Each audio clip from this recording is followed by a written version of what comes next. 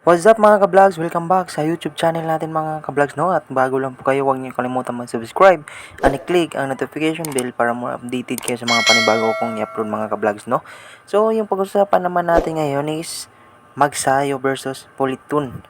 So, sa laban na ito is na-down si Magsayo pero bumangon at lumaban ulit at kaya parang nawala yung ulo sa kalaban kasi sa sobrang lakas ni Magsayo, ang ulo ng kalaban is, yan nyo, kita nyo naman sa picture, anong kalagayan sa ulo ng kalaban.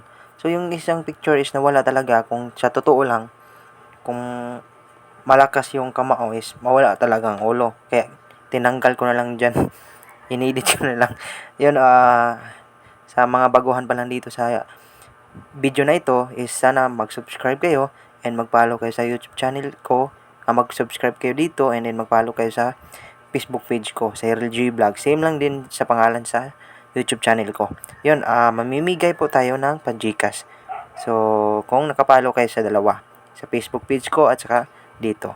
So, tingnan natin yung video. Tara!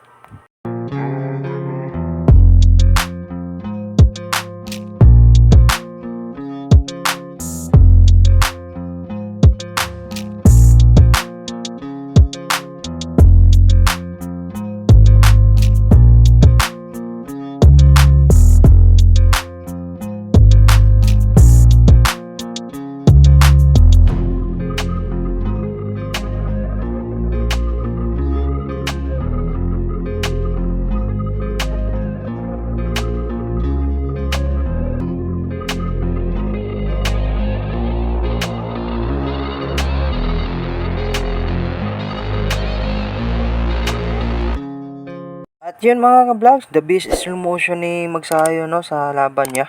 So, kita nyo naman yung kamao ni Magsayo. So, dalawang hook na ibinigay niya sa kalaban. Pero hindi tumama yung dalawa, pero tumama yung straight. So, yun, mag-subscribe lang kayo, no? And then, see you sa next content natin and next vlog. Babus!